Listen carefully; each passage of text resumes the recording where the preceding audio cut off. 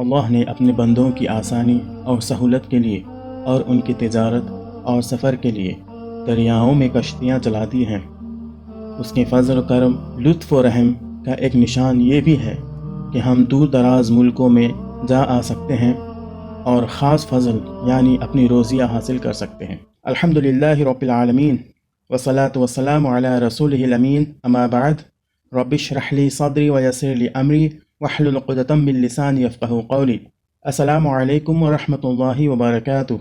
میں محمد عامر سورہ بنی اسرائیل کی تفسیر کی سیریز لے کر حاضر ہو چکا ہوں۔ آج انشاءاللہ تعالی آیت نمبر 66 سے 70 تک کی تفسیر ہم پڑھیں گے۔ آئیے اس تفسیر کی شروعات کرتے ہیں ان آیتوں کی تلاوت سے۔ اعوذ باللہ من الشیطان الرجیم، بسم اللہ الرحمن الرحیم۔ ربکم الذی یزجی لکم الفلک فی البحر لتبتغوا من فضلہ إنه كان بكم رحيما وإذا مسكم الضر في البحر ضل من تدعون إلا إياه فلما نجاكم إلى البر أعرضتم وكان الإنسان كفورا أفأمنتم أن يخسف بكم جانب البر أو يرسل عليكم حاصبا ثم لا تجدوا لكم وكيلا أم أمنتم أن يعيدكم فيه تارة أخرى فيرسل عليكم قاصفا من الريح فيغرقكم بما كفرتم ثم لا تجدوا لكم علينا به تبيعا وَلَقَدْ كَرَّمْنَا بَنِي آدَمَ وَحَمَلْنَاهُمْ فِي الْبَرِّ وَالْبَحْرِ وَرَزَقْنَاهُمْ مِنَ الطَّيِّبَاتِ وَفَضَّلْنَاهُمْ عَلَى كَثِيرٍ مِّمَّنْ خَلَقْنَا تَفْضِيلًا۔ تمہارا حقیقی رب تو وہ ہے جو سمندر میں تمہاری کشتی چلاتا ہے تاکہ تم اس کا فضل تلاش کرو۔ حقیقت یہ ہے کہ وہ تمہارے حال پر نہایت مہربان ہے۔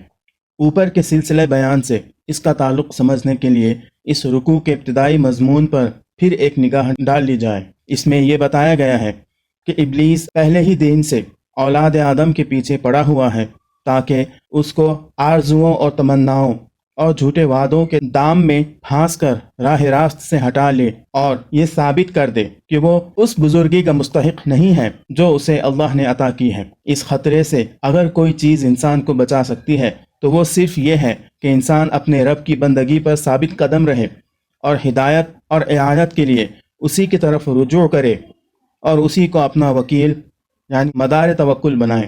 اس کے سوا دوسری جو راہ بھی انسان اختیار کرے گا شیطان کے پھندوں سے نہ بچ سکے گا۔ اس سے یہ بات خود بخود نکل آئی کہ جو لوگ توحید کی دعوت کو رد کر رہے ہیں اور شرک پر اصرار کیے جا رہے ہیں وہ دراصل آپ ہی اپنی تباہی کے در پہ ہیں۔ اگلی آیت میں فرمایا، جب سمندر میں تم پر مصیبت آتی ہے تو اس ایک کے سوا دوسرے جن جن کو تم پکارا کرتے ہو وہ سب گم ہو جاتے ہیں، مگر جب وہ تم کو بچا کر خشکی پر پہنچا دیتا ہے تو تم اس سے منہ موڑ جاتے ہو۔ انسان واقعی بڑا ناشکرہ ہے۔ یعنی اللہ تبارک و تعالیٰ کا ارشاد ہو رہا ہے کہ بندے مصیبت کے وقت تو خلوص کے ساتھ اپنے پروردگار کی طرف جھکتے ہیں اور اس سے دلی دعائیں کرنے لگتے ہیں۔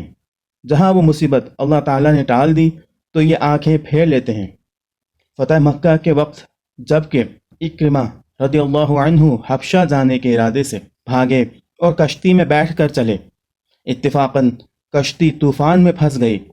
بعد مخالف کے جھونکے اسے پتے کی طرح ہلانے لگے۔ اس وقت کشتی میں جتنے کفار تھے سب ایک دوسرے سے کہنے لگے، اس وقت سوائے اللہ کے اور کوئی کچھ کام نہیں آئے گا، اسی کو پکارو۔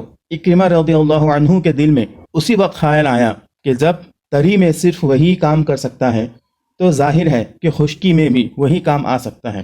اے اللہ، میں نظر مانتا ہوں کہ اگر تو نے مجھے اس آفت سے بچا لیا تو میں سیدھا جا کر محمد صلی اللہ علیہ وسلم کے ہاتھ میں ہاتھ دے دوں گا اور یقیناً وہ مجھ پر مہربانی اور رحم و کرم فرمائیں گے۔ چنانچہ سمندر سے پار ہوتے ہی وہ سیدھے رسول اللہ صلی اللہ علیہ وسلم کی خدمت میں حاضر ہوئے اور اسلام قبول کیا۔ پھر تو اسلام کے پہلوان ثابت ہوئے تو ارشاد ہوا کہ سمندر کی اس مصیبت کے وقت تو اللہ کے سوا سب کو بھول جاتے ہو، لیکن پھر اس کے ہٹتے ہی اللہ کی توحید ہٹا دیتے ہو اور دوسروں سے التجائیں کرنے لگتے ہو۔ انسان ہے ہی ایسا ناشکرا کہ نعمتوں کو بھلا بیٹھتا ہے بلکہ منکر ہو جاتا ہے، ہاں جسے اللہ بچا لے اور توفیق خیر دے۔ اگلی آیت میں فرمایا، اچھا تو کیا تم اس بات سے بالکل بے خوف ہو کہ اللہ کبھی خشکی پر ہی تم کو زمین میں دھسا دے یا تم پر پتھراؤ کرنے والی آندھی بھیج دے اور تم اس سے بچانے والا کوئی حمایتی نہ پاؤ؟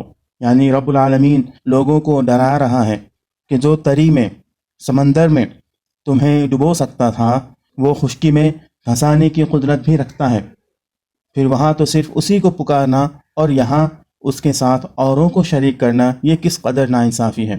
سورہ ہود آیت نمبر 11 میں کہا گیا ہے، وَأَمْطَرْنَا عَلَيْهَا حِجَارَةً مِّن سِجِّيلٍ، وہ تو تم پر پتھروں کی بارش بھی برسا کر ہلاک کر سکتا ہے۔ سورہ ملک میں فرمایا کہ أَأَمِنْتُمْ مَنْ فِي السَّمَاءِ أَنْ يَخْسِفَ بِكُمُ الْأَرْضَ فَإِذَا هِيَ تَمُورُ أَمْ أَمِنْتُمْ مَنْ فِي السَّمَاءِ أَنْ يُرْسِلَ عَلَيْكُمْ حَاصِبًا فَسَتَعْلَمُونَ كَيْفَ نَذِيرٌ، کیا تمہیں اس اللہ کا ڈر نہیں جو آسمانوں میں ہے کہ کہیں وہ تمہیں زمین میں نہ دھسا دے کہ یکایک زمین جنبش کرنے لگے؟ کیا تمہیں آسمانوں والے اللہ کا خوف نہیں کہ کہیں وہ تم پر پتھر نہ برسا دے؟ پھر جان لو کہ ڈرانے کا انجام کیا ہوتا ہے۔